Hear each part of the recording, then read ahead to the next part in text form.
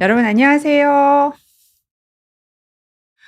오늘 여기 오다가 정형외과 라이브 토요일 날 진행하시는 장석환 선생님 저랑 같이 서울북병원 계셨고 지금은 이제 요 프로정형외과 지금 여기 비욘디 있는 그 건물의 길 건너편에 있는 빌딩에서 프로정형외과 하시고 계시는 분이시거든요. 뭐 정말 솔직하게 얘기하면은 제 어깨 주치 제가 사실 오십견 때문에 어 3년 전에 이쪽 한번 고생하고 그다음에 2년 전에 이쪽 고생하고 그다음에 1년 전에 또 고생하고 요렇게 해서 3번 아팠는데 그때마다 인제 어 약도 주시고 주사도 주시고 해서 저의 삶의 질을 높여 주신 분인데 어떻게 앞에서 좀 키 큰 분이 걸어가시는 거예요. 그래서 이렇게 봤더니 장석환 선생님이시더라고요. 저 뭐 아직도 장석환 교수님 이러는데 그래서 저한테 인제 "어디 가냐."고 그래서 "라이브 하러 간다."고 그랬더니 그래서 교수님 거 잘 보고 있는데 본인도 인사를 열심히 하려고 하는데 그래도 저처럼 이렇게 인사하는 거는 쑥스러워서 못 하겠다고 얘기하시더라고요. 그래서 저는 처음부터 이렇게 하는 게 버릇이 돼서 그냥 괜찮은데 또 '안 하시던 분이 이렇게 손인사를 좀 하기는 어렵겠다.'라는 생각이 들었습니다. 자, 여러분 지난 2주 어떻게 지내셨습니까? 오늘 좀 이렇게 막 빼입고 오려고 그랬는데요. 그냥 너무 더워서 이거 입고 왔습니다. 유니클로 린넨. 네. 제가 이 나름 할머니 치고는 핑크가 잘 어울립니다. 그래서 개인적으로 핑크도 좋아하고 그리고 이 핑크를 입으면 저 뒤에 요 백이랑 되게 잘 어울리거든요. 아카시아 님이 예쁘다고 제가 이 핑크가 좀 잘 어울립니다. 나이가 들수록 핑크가 잘 어울리는 것 같아요. 이용진 님 들어와 주셨고 그다음에 아카시아 님 들어와 주셨고 JYK 님 또 통계 님 들어와 주셨고 오영도 님 들어와 주셨습니다. 네. 유익사 님께서 "핑크 공주요?" 아유 무슨 핑크요. 핑크 할매입니다, 핑크 할매. 저희 아기가 이제 막 말을 하기 시작했어요. 2돌 반쯤 되니까 말을 되게 잘해요. 어떨 때는 새 단어로 문장을 만들기도 하는데 맨날 저한테 "할매, 할매." 그래요. 지금까지는 좀 이렇게 '내가 할머니다.' 이런 자각이 안 들다가 아가가 할매 하니까 완전히 그냥 딱 네. 권순주 님께서 유니클로인 줄 몰랐다고. 제가 맨날 유니클로에서 항상 이 린넨이 나오면 2개 삽니다. 하나는 흰색 사고 하나는 색깔 있는 거 사고. 그래서 이제 흰 거는 2년 정도 입으면 3년 차는 버려야 돼요. 색깔이 달라지고. 또 이게 인제 아주 질이 좋은 제품은 아니니까 몇 번 세탁 갔다 오면은 후들후들해지고요. 또 이게 제가 세일을 할 때 어 한 4만 원 좀 안 되게 사거든요. 39,000 얼마 요렇게 샀는데 사실 이게 한번 클리닝을 갔다 오면은 5천 원이에요. 그래서 이게 사실 몇 번 갔다 오면은 옷값보다 더 비싸게 되는 그런 상황입니다. SJ88 님께서 "교수님 안녕하세요. 아기가 벌써 말을 하다니 똑똑하네요." 그러니까 말을 잘은 못해요. 한 2돌 반 정도 돼 가지고 뭐 귀엽습니다 요즘. 말 막 알아들을 때가 말 제일 잘 들을 때잖아요. 근데 좀 있으면 말 잘 안 듣잖아요. 이석규 님은 손자가 중3 말 되게 안 듣겠습니다. 말 막 하고 말 막 알아들을 때가 엄청 말을 제일 잘 들을 때예요 인생에서 제 생각에는. 그 이후로는 자식이 또는 뭐 '내 말 들을 거다.' 생각하면 안 될 것 같아요. 자, 오늘은 제가 인제 시즌 6를 했잖아요. 하고 첫 번째부터 아홉 번째 시간 라이브 때 답을 드린다고는 했는데 답을 다 못 드린 거랑 라이브에 들어오시지 않고 그냥 동영상을 보면서 질문을 주신 거에 대한 답을 정리해야 하면서 그리고 또 한 번은 이제 저도 제가 뭘 했나를 한번 뒤돌아보는 시간이 되기도 해서 항상 9번 라이브를 하고 10번째 시간에는 1 번부터 9 번까지를 정리하는 시간을 갖고 있습니다. 그래서 올해 한 거를 말씀을 드리도록 하겠습니다. ABCD 1234 님께서 "목걸이 예쁘시네요." 처음 들어오신 분인가 봐요. 제가 여러 번 말씀드렸어요. 이 목걸이는 저희 애아빠가 제가 첫 딸을 낳았을 때는 금으로 된 오메가주를 사 줬고 두 번째 딸을 낳았을 때 사준 건데 아마 은이 아닌 것 같아요. 색깔이 변하지 않으니까 백금이나 플래티넘 같거든요. 그리고 요 안에 요거는 가끔 이제 많이 보시는 분들이 "이거 다이아가 몇 캐럿이냐."고 물어보는데 이거 가짜입니다. 아이들이 생일 선물 어버이날 선물로 사 줬는데 줄은 너무 녹이스럽고 이상하게 이게 녹이 안 슬더라고요. 그리고 방송을 하면 뭐 적당하게 화려해서 괜찮아서 네. 미리엘 님이 "제 영상은 다 본다."고 아유 감사합니다. 네. 그래서 요거 예쁘다고 하시는 분 되게 많습니다. 자 그래서 제가 인제 진행해 보도록 하겠습니다. 네. 첫 번째 깜짝 놀라게 혈당 올리는 음식을 했어요. 그래서 그때 1 등은 김밥, 그다음에 삶은 고구마, 그다음에 짜장면 아닌 자장면, 그다음에 남자들의 소울푸드인 제육볶음, 덮밥, 의외로 어묵볶음, 그다음에 카레라이스, 칼국수, 그다음에 라면, 메밀국수 여기 다 국수들이잖아요. 요렇게 얘기를 했는데 당연히 뭐 7 번부터 10 번까지는 국수니까 많이 올라갈 거라고 생각을 하실 것 같은데 의외가 인제 김밥이랑 고구마 짜장면 그리고 어묵볶음이 의외로 밀가루가 많이 들어 있어서 아주 비싼 제품 아니고서는 밀가루가 되게 많기 때문에 혈당을 많이 올린다고 말씀을 드렸습니다. 그랬더니 여기에 대해서 음 탄수화물, 지방, 단백질 혈당을 올리냐고 질문을 주셨어요. 보면 전체에 보면은 탄수화물은 내가 먹은 거가 다 혈당이 됩니다. 그래서 거의 뭐 90 내지 100% 니까 다 혈당이 돼서 내가 먹자마자 한 15 분부터 당이 올라가서 2 시간 정도 돼야 인제 그 당이 정상으로 떨어져요. 그런데 단백질은 내가 100을 먹었다 그러면 50만 혈당으로 변환이 됩니다. 그런데 이게 변환하는 데 시간이 걸리기 때문에 단백질은 먹고 곧장 혈당이 올라가는 게 아니라 2 시간 정도에 올라가서 4 시간 정도까지 인제 혈당이 옛날 수준으로 떨어지게 됩니다.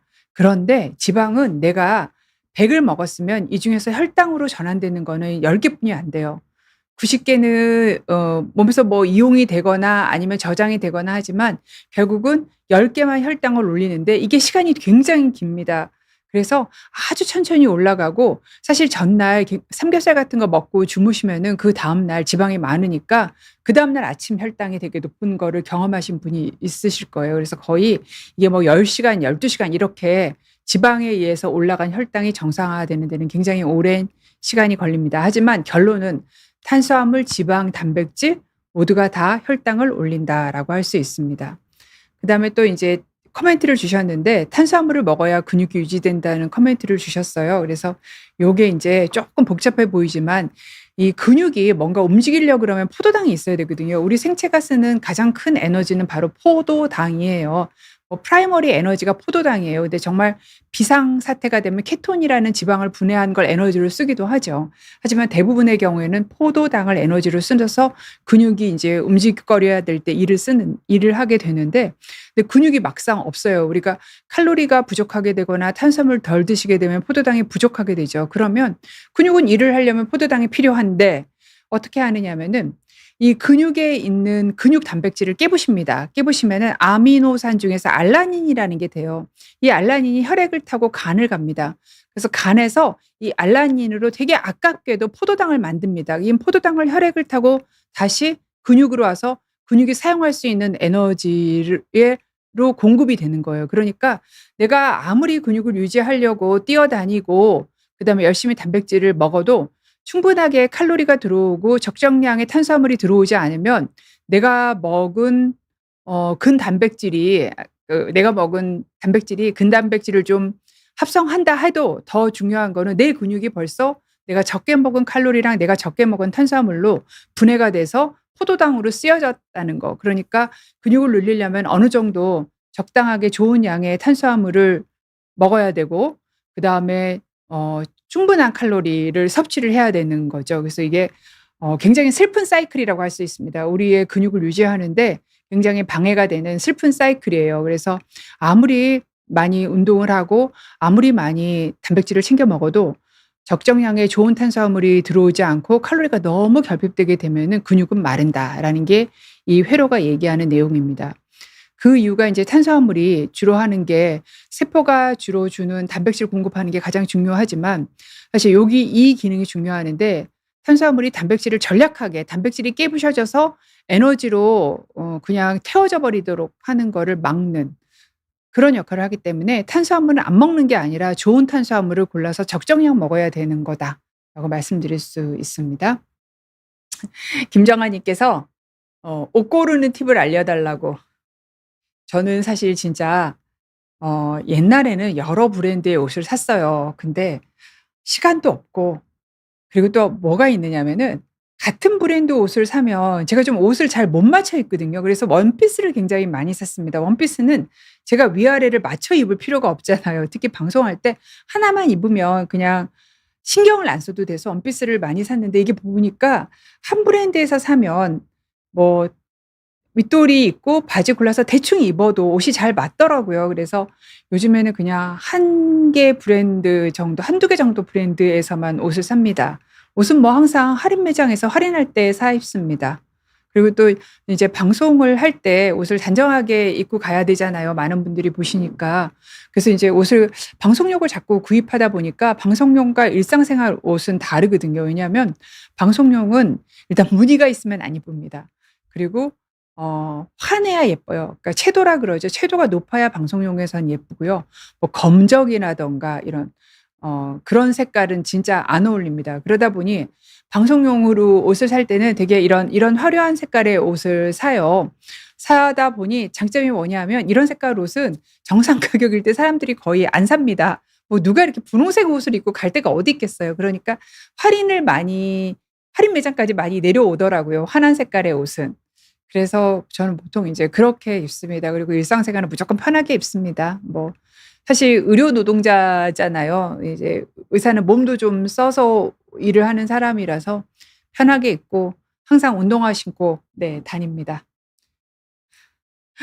구슬동자님께서 동안 유전자가 있냐고 하시는데 있죠. 뒤에 보면은요. 정말 깜짝 놀라게 얼굴에 아무것도 안 했는데 젊어 보이시는 분이 있어요.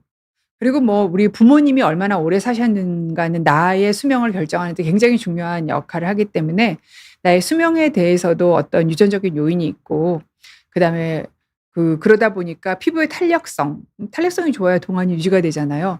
그것도 유전적인 요인이 있어서 부모님이 땅구멍이 눈에 안 보이는 피부를 주시면 자제분 중에 일부가 그런 피부를 받으시잖아요.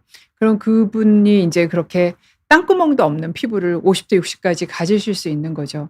그래서 정말 너무 젊어 보여서 "이 나이가 맞습니까?"라고 환자분한테 여쭤봐요. 그러면은 그 환자분이 "아유 우리 엄마가 피부가 좋으셨어요." 이렇게 얘기하는 경우들이 많이 있습니다. 그래서 동안 유전자 뭐 제가 피부과도 아니고 성형외과도 아니지만 분명히 있습니다, 환자분한테 물어본 경험으로는요. 그다음에 달팽이 님께서 글리자이드 설폰 요소 혈당 강화제 저혈당이 올 수 있는 약인가요? 저혈당이 와서 약을 바꾼 거거든요. 네, 글리자이드는 인슐린을 분비시키는 약이기 때문에 저혈당이 올 수 있는 약이에요. 그래서 만약에 저혈당이 온다면 약을 줄이거나 바꿔야 되고요.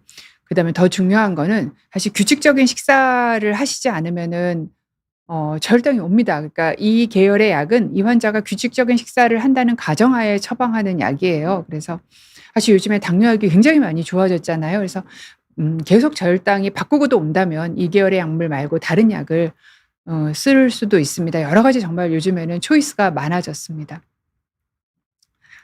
유익성님께서 제가 옷 얘기하니까 탄탄한 옷감을 좋아하냐면 흐느흐느한 옷감을 좋아하느냐고. 저는 그 왜 스판이라는 거 들어있어 가지고 막 늘어나는 그런 옷 좋아합니다. 뭐 예 그렇습니다. 예. 흐느흐느는 안 좋아하고요. 좀 탄력성이 있어 가지고 제 그 가동 범위를 좀 넓게 해 주는, 제가 좀 걸어 다닐 때 보폭이 되게 넓대요, 다른 사람들이 얘기해. 그래서 정말 그 왜 H라인 스커트가 되게 불편하거든요. 그래서 H라인 스커트를 사도 좀 트임이 있어 가지고 다리를 좀 많이 벌릴 수 있는, 그래서 보폭을 넓게 할 수 있는 그런 치마를 골라서 삽니다. 그래서 왜 요즘에 느끼는 건데, 저는 이제 키가 커서 플레어 스커트를 안 입었는데 왜 사람들이 플레어 스커트를 입는지 요즘에 알겠더라고요. 훨씬 편해요. 보폭에도 아무런 지장이 없고 바닥에 앉을 때도 편해, 의자에 앉을 때도 편해. 그래서 되게 편하더라고요. 옷은 사실은 기능의 문제잖아요. 그래서 나한테 편한 게 되게 중요하다고 저는 생각을 합니다. 자, 제가 이제 올린 깜짝 놀라게 혈당 올리는 음식을 보고 네이비 그린 님께서 남성의 소울푸드인 제육덮밥을 굉장히 많이 드셨었나 봐요. 그런데 "혈당 때문에 먹는 빈도를 줄여야 될 것 같습니다."라고 얘기를 해 주셨습니다. 그다음에 대숲향기 님께서 "시중에 파는 키토 김밥은 계란에 전분을 섞어서 혈당이 올라갈 수 있다고 하네요." 제가 인제 요거를 봤어요. 제가 사실은 이제 좀 안 좋은 댓글이 있을까 봐 거의 잘 안 읽는데, 요때는 어떻게 제가 이분이 대수판객님이 올린 거를 봐서 제가 인제 분기에 한 번 정도는 연속 혈당 측정을 합니다. 혈당이 높기 때문에 해서 혈당 패턴을 보고 요때 항상 어떻게 하느냐면 요거 달기 전에 제가 요때 먹어 볼 음식들의 리스트를 정합니다. 대부분 나쁜 음식들이죠. 이 나쁜 음식들이 내 몸에 들어가서 얼마나 혈당을 올리는지 알기 위해서. 그래서 요번에 인제 선생님께서 인제 올려주신 거를 리스트에 적어 놨었어요. 그리고 사실 저 인제 오늘까지 연속 혈당이 지금 달려 있거든요. 그래서 어제 제가 저희 애들 아빠한테 찍어 달라 그래 가지고 저희 아들 아이가 찍어 줬습니다. 지금 달고 있는 상태인데 그래서 김간의 김밥이 아닌 김선생 김밥, 키토 김밥 비쌉니다. 한 6,500원 정도? 그거를 사서 저랑 애들 아빠랑 둘 다 먹어 봤어요. 그랬더니 저는 사실 혈당 스파이크가 공복 혈당은 높지 않은데 혈당 스파이크가 있어서 이제 이거를 측정을 하는데 진짜 김밥을 먹으면 한 180, 200도 올라가고 해요. 그런데 키토 김밥을 먹었더니 요게 한 140 선이거든요. 140선 정도고 저만 그런 게 아니라 저희 애들 아빠도 저랑 상황은 비슷한데 한 요 정도 선에서 막아지더라고요. 그래서 사실 조금 더 결함 함량이 높은 키토 김밥을 제가 뭐 김 선생이랑은 아무 상관없습니다. 저희 집에서 가까워서 거기 김밥을 먹어요. 그래서 김 선생 김밥을 먹었더니 그렇게 많이 안 올라가더라. 그리고 인제 사실 김밥 한 줄로 저녁을 할 수가 없잖아요. 그래서 제가 또 좋아하는 게 진미 김밥을 좋아하거든요. 그래서 진미 '아 괜찮네.' 하고 진미 김밥을 몇 개 먹었더니 또 혈당이 올라가더라고요. 그래서 제 생각에 계란이 주로 들어있는 키토 김밥을 먹으면은 "그렇게 혈당이 많이 걱정할 만큼 올라가진 않더라."라고 정리해서 말씀드릴 수 있습니다. 100% 메밀국수를 좋아하신다고 메밀의 칼로리가 얼마나 되느냐고. 사실 100% 메밀이 일반적인 메밀보다 훨씬 좋은 식품인 건 틀림이 없어요. 왜냐하면 단백질이 엄청 높습니다. 한 뭐 20%가 넘어요. 넘고 그러다 보니까 혈당을 덜 올리고 다른 영양소도 섭취할 수 있고 그리고 이제 보통 메밀이 이렇게 잘 끊어지지 않게 만들려면은 여기다가 전분을 밀가루를 넣어서 반죽을 해야 일반적으로 우리가 먹는 메밀 요렇게 메밀국수가 나오는데 그런데 그렇다고 칼로리가 낮지는 않아요. 100% 메밀도 칼로리는 똑같이 한 이렇게 1 인분 정도 드시게 되면은 500kcal 정도 드시게 됩니다. 그래서 훨씬 더 영양학적으로 좋고 훨씬 더 당 상승도 적고 그다음에 적고 그다음에 훨씬 더 단백질도 많기는 하지만 칼로리가 일반 메밀보다 낮지는 않다. 근데 뭐 한 끼 500 칼로리가 많지는 않잖아요. 보통 여성분들이 한 1,800 드시니까 요거 드시고 간식도 드셔야 되는 그런 정도의 칼로리죠. 이제 구슬동자님께서 "가족들이 아침, 점심, 저녁에서 가장 신경 쓰이는 게 점심인가요? 현명하신 분이셔서 가족들이 복 받으셨겠네요." 제가 인제 그 시즌 올린 것 중에서 하나 너무 할 게 없어서 나의 건강 습관이라는 게 아마 지난 시즌인가 지지난 시즌에 올렸어요. 그거를 준비하면서 애들 아빠한테 자기가 생각할 때 옆에서 저를 쭉 봤으니까 "내가 가진 건강 습관 중에서 가장 건강하다고 생각하는 게 뭐야?"라고 물어봤어요. 그랬더니 애 아빠뿐만이 아니라 우리 집 식구들이 다 아이들까지 다 한꺼번에 "자기는 안 굶어. 엄마는 안 굶어." 이렇게 얘기를 했어요. 그래서 사실 저는 안 굶습니다. 아침, 점심, 저녁을 꼭 먹고 제가 안 굶다 보니 아침에 신경을 씁니다. 근데 뭐 특별히 막 조리를 많이 하고 하지는 않는데 마켓컬리 시킨 거 이렇게 해서 좀 메인 재료를 쪼끔 더 넣고 채소를 더 넣고 해서 먹고요. 그다음에 정 불편하면은 이제 막 하기 싫으면 항상 샌드위치를 만들 수 있는 재료가 냉장고에 있습니다. 그래서 누드 샌드위치 패턴으로 통밀빵에다가 그다음에 햄도 하나 넣고 계란 후라이도 하나 넣고 그다음에 토마토도 넣고 상추도 넣고 아보카도도 넣고 해 갖고 되게 두툼한 샌드위치 만들어서 아침에 먹기도 하고요. 그렇게 해서 항상 뭐를 굶지 않고 일을 하려고 해요. 내가 굶으면 사실 인제 나이가 들기 때문에 굶어서 좋은 나이가 절대로 아니거든요. 축납니다 사람이. 그래서 마켓컬리도 이렇게 보면 밑에 "오늘 놓친 한 끼는 돌아오지 않는다." 저 그 말에 거의 100% 동감합니다. 네. 가족들이 복 받았냐고요? 그건 가족들한테 물어보세요. 다 다른 얘기하지요. 구슬동자님 가족들이 하는 얘기랑 비슷한 얘기를 저희 가족도 하리라고 생각합니다. 왜 가족이라는 게 남이 안 보면 갖다 버리고 싶은 게 가족이라는 얘기도 하잖아요.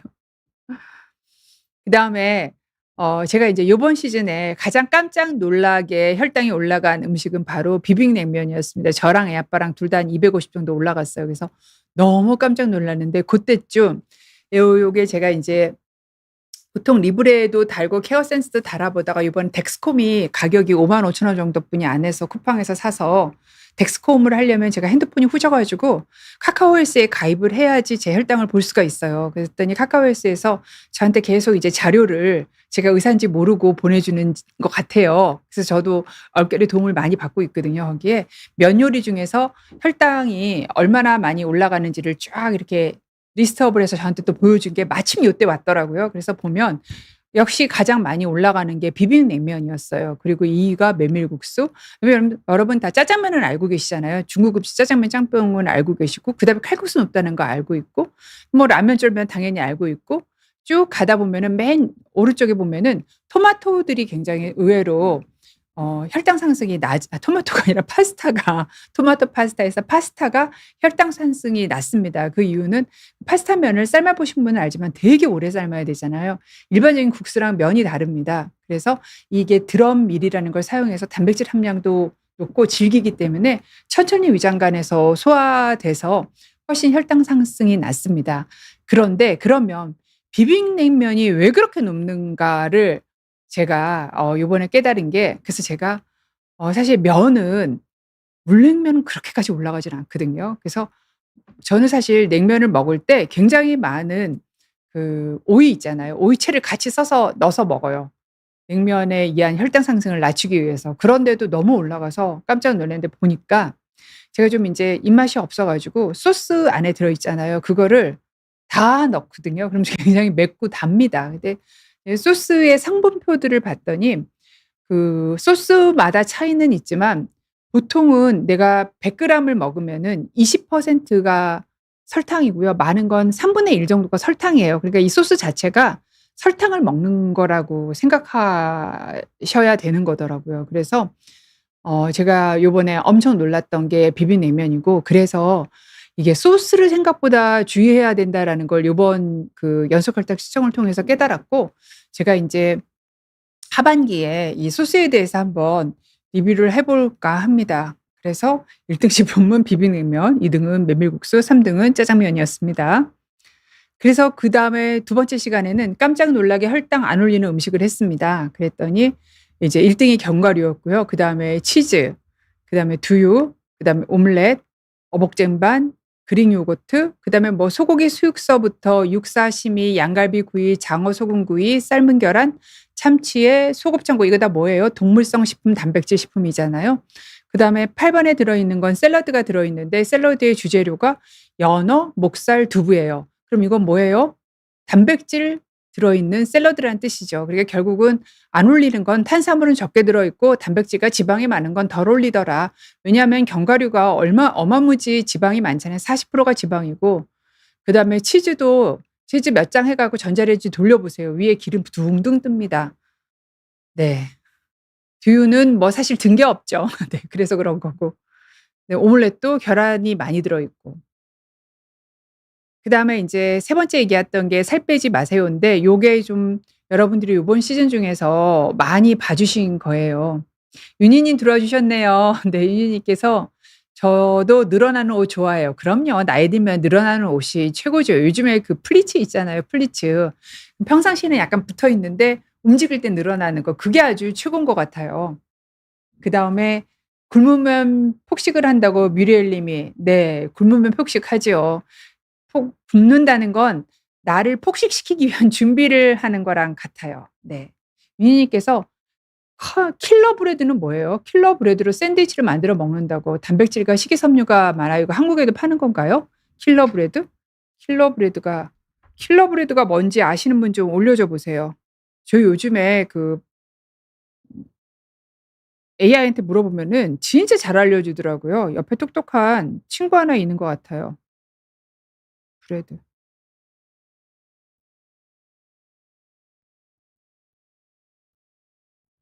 못 찾는데요. 제가 스펠링이 틀렸나 본데요. 킬러가 아니라 킬러 브레드네요. 킬러 브레드. 킬러 브레드? 이름이 좀 무섭네요. 예, 못 찾겠습니다. 좀 찾아서 올려봐 주세요. 네. 오영돈 님께서 "연속 혈당 측정기는 꼭 병원에서 처방받고 설치해야 하나요?" 아이고 제가 55,000원 주고 쿠팡에서 샀습니다. 요즘 그거 한 100,000 원쯤 했었거든요.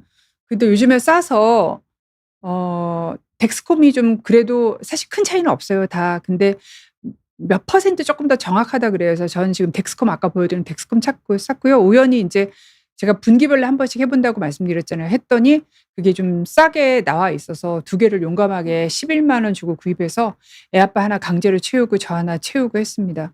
메밀소바 좋아해서 메밀면 삶은 물도 당 지수가 높나요? 삶은 물은 메밀만큼 높지는 않지만 그래도 그 사실 숭늉이랑 비슷한 거니까 어느 정도 올라가죠. 예, 김밥처럼 먹는 거 자제하려고요. 그리고 인제 사실은 연소혈당 측정은 너무너무 개별적인 차이가 큽니다. 그래서 안 해 보고 추정하기는 되게 어려워요. 그리고 저의 상황을 다른 사람한테 대응하기도 되게 어려워요. 윤희 님께서 "비빔냉면은 집에서 만들어 먹습니다. 초고추장 말고 고춧가루에 알룰로스에 식초 넣고 만들어 먹습니다." 제가 또 인제 하나 준비하는 게 대체당, 가짜 설탕에 대해서 할 건데 저는 요즘에 알룰로스를 많이 사용하고 있어요. 선생님 우리 PD님께서 올려주셨는데 이게 도대체 뭐가 들어있는 거죠? 뭐가 들어있어서 윤희 님께서 좀 이게 뭐가 들어있어서 더 이렇게 좋은 건가요? 근데 어쨌든 제가 그래서 스테비아도 사 먹어 봤는데 스테비아 너무 짱한 단맛이 나요. 근데 알룰로스를 많이 안 넣으니까 거의 설탕에 비슷한 단맛이 되더라고요. 그리고 계량하기도 쉬운 게 설탕만큼 넣으면 돼요. 그래서 저는 요즘에 알룰로스를 사용하는데 알룰로스도 요즘에 그 아이스크림에 들어 있잖아요, 제로 아이스크림. 그거 많이 먹으니까 설사하더라고요. 그런 건 좀 주의하셔야 될 것 같고요. 그래서 제가 인제 세 번째는 "살 빼지 마세요."라고 했더니 처음에는 "건강한 체중." 이렇게 했더니 너무 안 보실 것 같아서 좀 어그로를 했습니다. "살 빼지 마세요." 그랬더니 좀 많이 봐 주셨더라고요. 이건 젊은 사람 아닙니다. 노인에서 체질량 지수와 사망률 있는데 사실 젊은 사람 가지고는 추적 연구를 할 수 없어요, 안 죽으니까. 그래서 노인이 돼야지 우리가 사망을 관찰할 만큼 연구를 할 수 있거든요. 젊은 사람은 거의 사망하는 일이 없잖아요. 그랬더니 가장 사망률이 낮은 체질량 지수는 약간 뚱뚱하다고 한국인 기준에서는 27.5, 그러니까 어 비만과 그다음에 한국인 기준으로는 고도 비만의 사이 정도 되는, 그러니까 좀 뚱뚱한 그 정도가 가장 사망률이 낮은 고 정도의 비만도다. 그런 얘기를 제가 드렸더니 아주 우리 칼 같은 변호님께서 "저체중이 사망률이 높은 게 아니라 암이든 뭐든 죽을 병 걸리면 못 먹고 체중 다 빠진 상태일 텐데 당연히 사망률이 높은 거 아니냐."고 이게 굉장히 똑똑한 지적이신데요. 제가 여기에 그래서 "참 잘했어요. 도장 여기 보이시죠? 이거 하나 달아 드렸어요." 그래서 연구자들이 보통 어떻게 연구를 하느냐면은 그 연구에 딱 시작돼서 모든 사망자를 넣지 않아요. 연구 시작해서 짧으면 2 년, 길면 5 년, 어떤 연구는 10 년까지 사망한 사람은 다 뺍니다. 그거는 어떤 사망할 질환으로 인해서 체중이 적었고 이 사람들을 포함시키면은 당연히 그 연구 결과가 "저체중인 사람이 빨리 죽는다. 많이 죽는다." 이렇게 나올 거라는 거를 알기 때문에 오히려 정말 보통은 한 2년 내지 5년 정도 사망한 사람 다 빼고 그 이후에 사망한 사람을 넣습니다. 그 이유가 인제 역인과성, 무슨 뜻이냐면은 쪼끔 쉽게 생각하면은 일본에서 어 암 검진을 시작을 하면서 모든 사람한테 다 하지 않고 초대장을 보내면서 "암 검진 받고 싶은 분들, 위암 검진 받고 싶은 분들 국가에서 공짜로 해줄 테니 다 오세요." 하고 불러 모아서 위암 검진을 했어요. 그리고 통계 분석을 했더니 위암 검진한 분들이 훨씬 더 위암으로 더 많이 사망하는 거예요. 그 이유는 요렇게 모든 사람한테 오픈하면은 어떤 일이 생길까요? 우리 가족 중에 위암이 있어서 위암의 심각성을 아는 사람이 가서 검진을 받겠죠. 그러니까 위험도가 더 높은 사람이 그 연구에 포함됨으로써 연구 결과가 삐뚤어지게 되는 거를 바로 역인과성이라고 해요. 그래서 이 역인과성을 생각하기 때문에 연구자들이 이 연구를 할 때 어떤 사망을 일으킬 만한 질환이 있어서 저체중이 됐을 만한 사람들을 다 빼기 위해서 처음에 연구를 시작하고 2년 내지 5년 동안 사망한 사람은 다 빼고 5년 이후에 사망한 사람들을 집어넣어서 연구 분석을 했다라고 보시면 될 것 같습니다. 그다음에 콜리키 님께서 60대 후반 여성분인데 저체중이라서 살찌고 싶어도 고지혈증 당뇨 전 단계라서 살찌는 게 두렵다고. 하지만 운동은 많이 하신대요. 어떻게 해야 될지 모르겠다고 하시는데 60대 후반인데 아직 당뇨가 안 생겼다면 사실 당뇨가 생긴다고 그래도 70대 중반은 돼야 생기실 거 아닙니까? 그럼 사실 그 당뇨가 나이가 좀 많아서 생기신 당뇨는 그렇게 정말 젊은 사람한테 생긴 당뇨만큼 무서운 병은 아닙니다. 그래서 너무 먹는 거를 걱정 안 하시고 사실 많이 먹어야 살이 찝니다. 근데 그럼 뭘 많이 먹느냐면 제가 앞에서 요번 시즌에 두 번째 얘기한 혈당을 덜 올리는 음식 고거 드시면 될 것 같은데요. 그리고 또 고지혈증이라는 거는 사실 육류 먹고 하면은 많이 올라가요. 근데 나이가 있으시면서 육류를 안 먹을 수도 없잖아요. 근데 내가 적절하게 먹었는데도 올라간다. 그럼 그거는 약을 먹으면 됩니다. 그래서 너무 약을 안 먹으려고 식사를 조절하다 보면은 이게 배가 산으로 가는 경우가 있기 때문에 어 너무 약 먹는 걸 저는 정말 두려워하지 않으셨으면 좋겠어요. 근데 뭐 그래도 이쪽에 보면 고지혈증 약 뭐에 대한 의사의 숨겨진 의사가 뭐 굉장히 무슨 어떤 그 고지혈증 약에 음모가 있는 것처럼 뭐 이렇게 하는 유튜브를 또 많이 보시긴 하시더라고요. 그냥 보기만 하세요. 공희성 님께서는 "살이 찌면 신장이 안 좋을까 봐 살을 뺐는데요. 감사하다."고 말씀을 해 주셨는데 사실 인제 비만, 특히 내장 비만이 되게 심하면 염증 수치가 항상 높기 때문에 신장 기능이 떨어지는 이유가 신장의 염증 때문에 섬유화가 돼 가지고 신장 기능이 떨어지거든요. 그 염증을 낮춰주는 역할을 하죠. 살을 빼게 되면. 살을 찌면 염증이 올라가죠. 그래서 신장 기능이 안 좋으면은 쪼끔 정상 체중을 유지할 수 있도록 자기 체중의 한 5% 어려우면 한 3% 정도 빼시는 것도 좋겠습니다. HS 나오미 님께서 50 킬로로 비쩍 말라서 절대로 살 안 찌더니 미국 이민 오고 체질이 바뀌어서 야금야금 늘더라고요. 저도 절대로 못 찔 줄 알았습니다. 예, 그렇더라고요. 저도 제 인생에서 임신을 제외하고 가장 살이 많이 쪘을 때가 미국에서 살았을 때예요. 저는 정말 미국에 처음에 연수 가 가지고 초대를 받았는데 밥 실컷 먹고 난 다음에 후식으로 케이크를 먹어요, 커피랑. 그래서 제가 그게 너무너무 이상했거든요. 근데 미국에서 2년 살고 돌아올 때쯤 되니까 저도 밥을 먹으면은 그다음에 케이크 먹고 싶은 거예요. 이 문화적인 그 환경에서 먹는 거는 정말 2 년쯤 되면 인제 습관도 바뀌고 좀 되는 거잖아요. 그래서 달라지는 것 같더라고요. 특히 이런 거 많이 보는 게 결혼하고 남자분들 살찌는 거, 여자분들이 애 낳고 살찌는 거 뭐 요런 어떤 변화들이 있는 거죠. 그다음에 그래서 결국은 요때 제가 인제 강조하고 싶은 거는 "비만한 청년 중년은 체중을 빼셔야 된다." 근데 중요한 게 이때 체중을 빼면 안 되고 체지방을 빼야 되니까 체중만 믿지 말고 인바디를 사용을 해서 뭐 보건소나 아니면 비만 클리닉이나 아니면 헬스클럽 가면 다 있습니다. 사용을 해서 내가 지금 빼고 있는 게 살인지 근육인지 체지방인지 확인해야 되고, 내가 정말 체지방을 뺄 자신이 없다면 그때는, 왜냐하면은 살을 빼기 위해서 하다가 체지방이 빠지는 게 아니고 근육이 빠져서 요요가 오면 살을 더 쪄 버리기 때문에 찌우지만 않도록 하는 것도 90점은 하신 거다라고 말씀을 드렸습니다. 어차피 나이가 들면 살은 찌니깐요. 그런데 비만한 노인들은 체중을 유지하기를 권유드리는데 그 이유는 65 세, 70 세가 넘으면 정말로 잘하지 않으면은 내가 살이 빠졌을 때는 근육이 빠집니다. 왜냐하면 체지방은 오랫동안 내 몸에 남아 있으려고 그러고 근육은 달아나는 나이이기 때문이에요. 이럴 경우에는 저체중인 경우에는 증량이 오히려 필요하고, 정말 근데 의사가 무릎이 아파서 살 빼라고 했어요." 그러면 내 체중의 한 3 내지 5% 정도를, 속도가 빠르면 또 근육이 많이 나가거든요. 매우 천천히 감량하는 거 필요합니다. 그랬더니 쪼꼬미 님께서 아주 또 칼 같은 질문을 하셨어요. "지난번에 살찌면 당뇨 온다고 얘기하셔서 다이어트 하려고 했는데 이번에는 살 빼지 말라고 얘기하시니까 도저히 어떻게 해야 되냐."고. 정확하게 얘기하면 "체지방은 빼고 근육은 빼지 말아라."가 가장 큰 제가 말씀드리고 싶은 내용입니다. 그래서 내가 만약에 체지방을 안 빼고 체중을 줄일 수 있다면 당연히 살 빼는 게 맞아요. 그건 어느 나이에나. 그런데 그 자신이 없다면 그냥 유지하시는 게 더 나을 수 있다라는 얘기입니다. 그래서 우리가 빼야 되는 건 체중이 아니라 체지방이다.가 결론입니다. 미숙식 님께서 60세 초반 할머니인데 163에 48 킬로시래요. 2 킬로 정도만 근육을 늘리고 싶으시대요. 매일 16 시간 공복이니까 간헐적 단식을 하시는 거죠. 8 시간을 많이 드신다고. 그리고 매일 보폭 넓은 속도로 20분 정도로 하고 일상에서 스트레치를 겸한 간단한 근육 운동 하신다고. 그렇다고 나쁜 음식을 먹고 살을 찌우시지는 않고 싶다고 그렇게 얘기를 하셨대. 조언되는 처방 좀 부탁하셨다고. 근데요. 요 인제 나이가 드시면서 근육을 늘리려면은 정말 노력을 많이 하셔야 돼요. 지금 말씀하신 거 정도로는 안 돼요.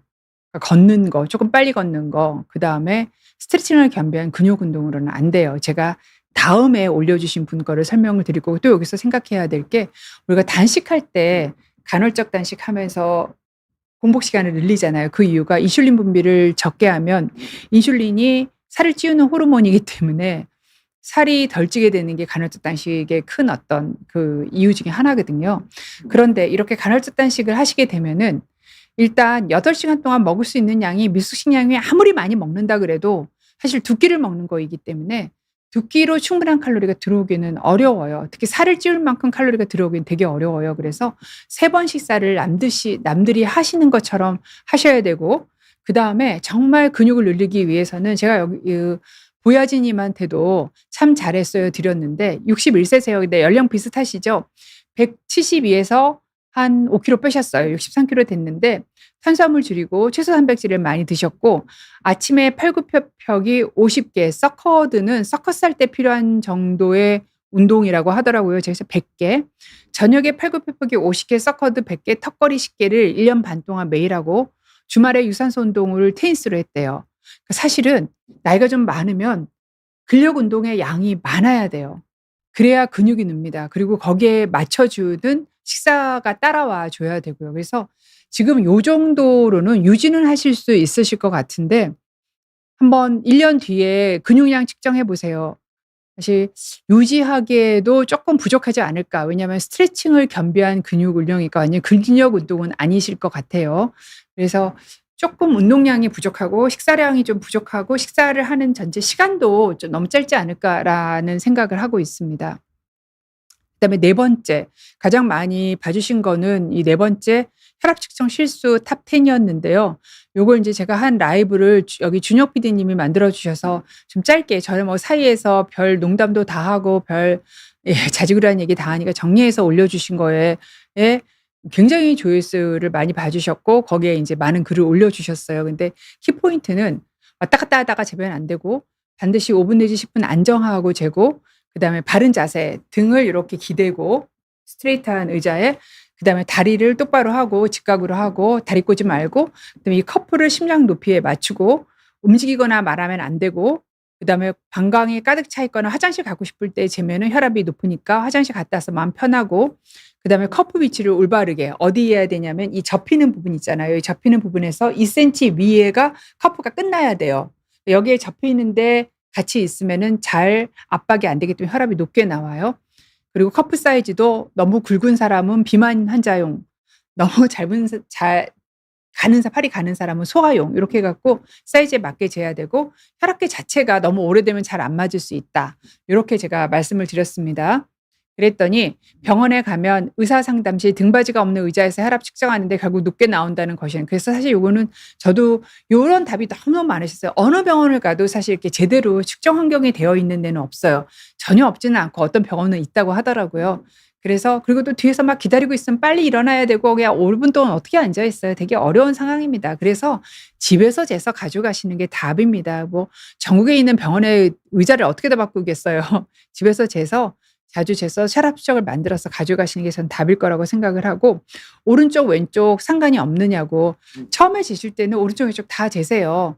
근데 이게 동시에 재지 않으면은 어 사실 비교는 못 합니다. 보통 인제 오른손으로 왼팔 재시고 왼팔로 오른손을 재시면 시간이 지나가기 때문에 혈압이 올라가거나 떨어지도록 되어 있어서 동시에 재지 않고서 혈압 차이를 알 수는 없고, 동시에 재는 병원도 있습니다. 이렇게 재면 그 차이가 10에서 15 이상이면은 문제가 있는 거거든요. 이게 동맥경화가 있거나 어디 막혀 있거나 그런 거예요. 근데 처음에 재시면 대부분의 분에서는 그렇게 차이가 내지 않습니다. 그럼 한쪽이 약간 높아요. 그러면은 어느 쪽이 기준일까요? 하면 높은 쪽이 기준입니다. 부정맥 심방세동으로 3번 시술했는데 운동하는 것이 재발을 유발하는지요? 물론 시술하자마자는 재발을 유발할 수 있습니다. 그런데 시간이 이제 한 뭐 2주, 한 달 지나서 안정화가 되고 난 다음에는 점차적으로 운동 강도를 늘려 갖고 운동을 해 주셔야지, 운동을 하시는 게 안 하시는 것보다 심방세동의 위험도 재발 위험도가 훨씬 낮습니다. 그래서 처음에 안정기를 하고 근데 이제 저보다는 이 시술을 해 주신 분이 정화정님한테 무슨 시술을 했는지 아시잖아요. 그래서 그냥 언제 정도 운동을 제가 시작해도 되는지 물어보시고 하시면 될 것 같고요. 그다음에 또 이제 심장내과를 다니시고 계시니까 심장내과에 가면은 거기에서 처방을 해서 운동 처방을 할 수가 있어요. 그래서 아마 보험 급여는 되지 않을 것 같은데 뭐 그래도 한번 운동 처방을 받아보시는 것도 제가 권유드릴 수 있는 방법입니다. 헤르만 헤세님께서 고혈압약을 50년, 40년 복용하면 혈관성 치매 발병률도 올라가나요? 아니요, 혈압약으로 올라가지는 않아요. 그런데 혈압으로 올라가요. 우리가 재보시면 아시겠지만 혈압약을 드시고 계신다고 혈압이 항상 정상인 거는 아니잖아요. 모든 약이 그렇습니다. 혈압약, 콜레스테롤, 당뇨약 모두 약을 먹는다고 해서 그 병이 가지고 있는 위험들을 다 낮추지는 못해요. 그 낮춰주는 정도가 한 50% 정도 됩니다. 그러니까 50%는 남아 있는 거예요. 약 제외한 나머지 것들이 있으니까. 그렇기 때문에 혈압이 아주 높은 건 아니지만 높은 순간들이 있기 때문에 혈관성 치매 발병률은 아무리 약을 잘 드셔도 혈압이 완전히 없는 분보다는 올라갑니다. 그다음에 인제 주방에서 살아남기를 했어요. 이거는 제가 항상 요리를 할 때 항상 찝찝한 부분이라서 이제 여러분한테 말씀드린 건데 전지대 님께서 "의사가 이런 것까지 아시다니 존경합니다." 아니 의사도 밥 해 먹고 살아요. 저기 일 주일에 한 번씩 팔칠부 어머니께 아주머니께서 와서 청소만 해 주시고 갑니다. 한나절 와서 화장실 청소 그리고 인제 청소해 주시고 가시고요. 음식은 인제 제가 한다고 하긴 뭐하고 컬리가 해 줍니다. 그리고 일 주일에 한두 개 정도 음식은 하는 것 같아요. 그래서 또 이렇게 좀 제가 또 "참 잘했어요."를 드렸죠. 어떤 분께서 정리해서 올려주셨어요. 자, 폐암 안 걸리려면 창문을 먼저 연다 1 번, 그다음에 후드를 켠다 2 번, 그다음에 가스를 켠다 3 번. 그다음에 최대 세기 그러니까 탱크 지나가는 소리가 나는 것만큼 후드를 최고로 하고 그다음에 이게 정말 저도 안 되는 부분인데 너무 시끄러워서 정신 산란스러워서 끄게 되는데 조리 후에도 후드는 30분 동안 켜져 있어야 돼요. 그리고 정말 좋으려면 후드를 30분 켜 놓고 난 다음에 끄고 난 다음에는 공기청정기를 키시는 게 좋습니다. 처음부터 공기청정기는 도움이 안 된다고 말씀드렸어요. 네. 못 보신 분들은 여기 별로 많이 제가 생각한 것만큼 많이 안 보셨더라고요, 주방에서 살아남기. 한번 보시면 좋을 것 같습니다. 그다음에 이제 정말 중요한 포인트를 주셔 갖고 제가 또 이분한테도 소사장님께서 아니면 장소라 님이신 것 같아요. 네. 장소라 님께서 주신 거에 제가 또 "참 잘했어요."를 드렸습니다. 자, 미세먼지 피하자고 종이 호일 깔고 조리하면 미세 플라스틱 엄청 먹게 됩니다. 이게 우리 집 에어프라이어 쓰실 때 사실 설거지랑 기름 에어프라이어에 들어가는 대부분의 음식은 기름이 많습니다. 그러니까 에어프라이어에서 조리하는 거예요. 난 설거지가 인제 보통이 아니게 되죠. 그래서 종이 호일을 많이 썼는데 이 종이 호일이 실리콘 코팅이 되어 있는 거잖아요. 보통 종이는 기름 먹으면은 변하고 물 먹으면 변하는데 종이 호일 안 변하잖아요.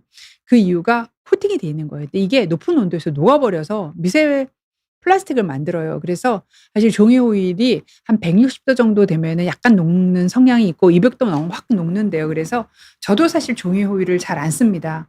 안 쓰고 어떻게 하느냐면은 이게 에어프라이어를 사시면 선반이 여러 개가 오잖아요. 그래서 저는 보통 제일 많이 쓰는 게 채망으로 된 선반을 많이 쓰는데 그걸 쓰면서 요렇게 이렇게 접시 모양으로 밑에 구멍 없는 선반을 같이 항상 써요. 그래서 설거지가 좀 귀찮긴 한데 두 개를 같이 써서 옆으로 떨어지지 밑으로 떨어지지 않게 해서 사용을 하고 있습니다. 그래서 가능한 한 미세 플라스틱을 안 먹기 위해서 종이 호일은 안 사용하시는 게 좋겠습니다. 네.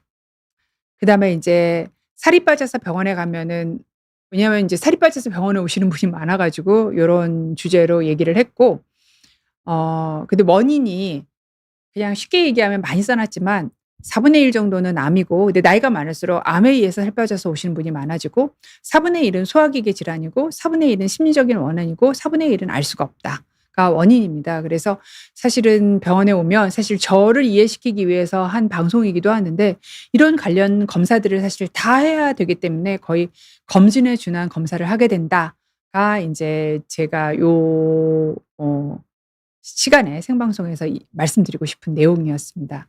그다음에 이제 손발이 차요. 요것도 사실 저도 겨울 되면 손발이 많이 차서, 그리고 또 이것 때문에 물어보시는 분도 많아서 마련한 생방송이었는데요.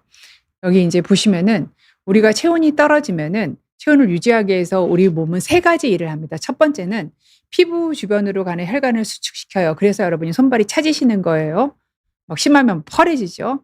두 번째는 근육이 떨립니다. 근육이 우두두두 떨려요. 그 근육이 떨려 가지고 열을 내 갖고 체온을 유지하려면 근육량이 많은 분이어야 가능하겠죠.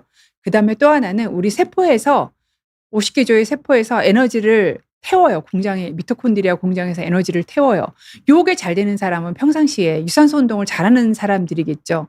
그러니까 1, 2, 3으로 체온 조절을 하는데 2와 3 근육 떨리는 거, 세포에서 에너지 태우는 게 잘 안 되시는 분들은 오로지 1 뭐냐면 피부 혈관을 수축하는 것만으로 체온 조절을 해야 되는 거잖아요. 얘가 해야 될 일이 늘어나는 거잖아요. 그래서 대부분 유산소 어 유산소 운동 적성이 잘 안 돼 있는 분, 근육량이 충분하지 않거나 근육량의 기능이 떨어지신 분들이 이 1번 피부 혈관 수축하는 걸로만 체온 조절을 해야 되기 때문에 손발이 다른 분보다 조금 더 차집니다라는 얘기를 드렸고, 그 앞쪽으로는 손발이 찰 수 있는 제가 지금 말씀드린 내용 아닌 다른 내용들에 대한 원인들에 대한 설명을 드렸습니다.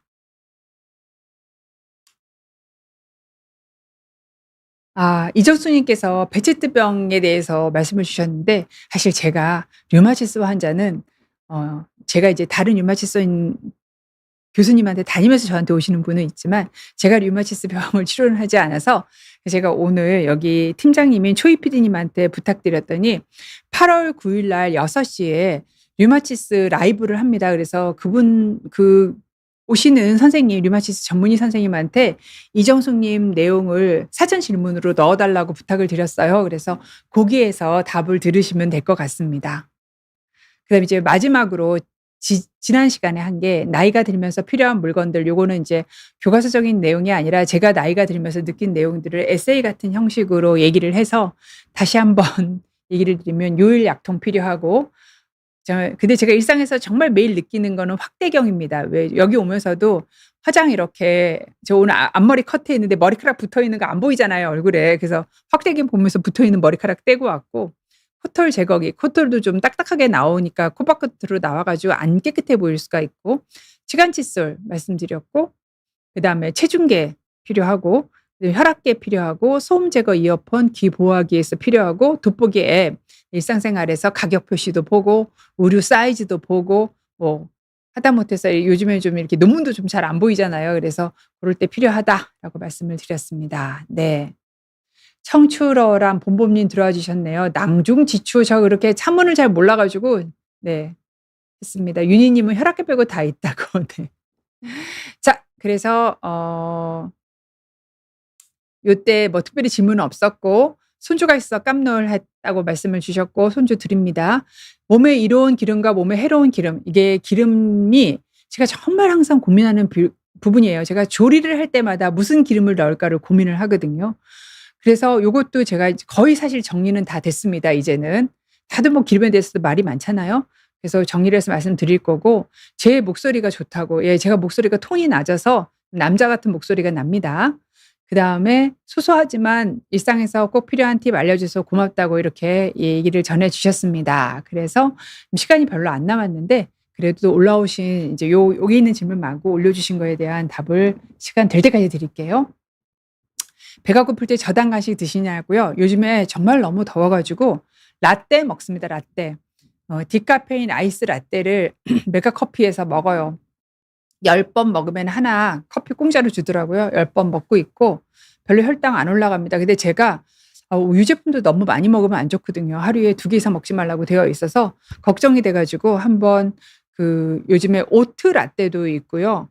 그다음에 라떼를 뭐 두유 라떼도 있어요. 근데 오트와 두유 자체에 당분이 들어 있더라고요. 그래서 혈당이 많이 올라가더라고요. 음료에 들어 있는 당분이 혈당을 굉장히 많이 올리거든요. 그래서 제가 이제 조금 여유가 되면은 견과류를 싸 가지고 와서 한 3-4시 정도나 또는 출출할 때 먹기도 하고요. 그다음에 또 인제 많이 하는 게 옆에 편의점 있습니다. 편의점에 가서 감동란 2개가 한 2,400원 정도 하더라고요. 근데 양이 안 많아요. 그 계란 되게 작은 계란으로 하기 때문에. 그래서 감동란 2개 먹기도 합니다. 그리고 또 뭐 하냐면은 저 있는 병원 근처에 과일이 되게 싸서 요즘 같은 경우는 인제 자두를 5,000 원어치만 사도 일주일에 인제 1 개씩 씻어서 먹어요, 연구실에서.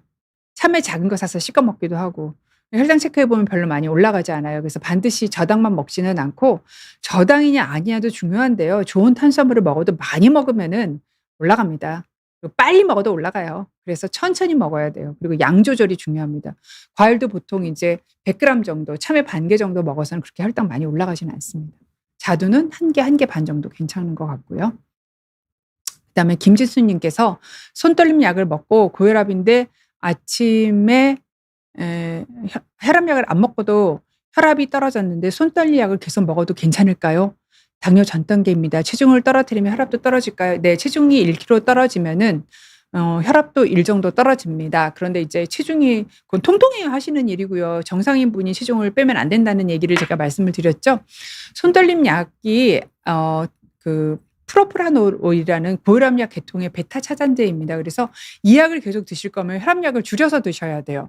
그래서 고거를 손떨림 약을 주시는 분한테 말씀을 하시든가 고혈압약을 드시는 분한테 손떨림 약을 받거나 해서 한 분한테 약을 받아서 약의 용량 조절을 하셔야지 요즘같이 더워 가지고 안 그래도 정상 혈압인 분도 어지럽거든요. 이런 분이 이제 약을 잘못 드시게 되면은 벌떡 일어났을 때 쓰러지게 되는 기립성 저혈압 증상이 생길 수 있는 거죠. 그래서 "한 선생님한테 받으면서 약물 용량을 맞춰라."라는 게 제 답입니다. 그다음에 감사님께서 위장 소화 기능, 배문침, 뱃속 더부룩함, 뒷목 문침, 머리 두통, 소화가 잘 안 되면서 뱃속이 불편합니다. 네.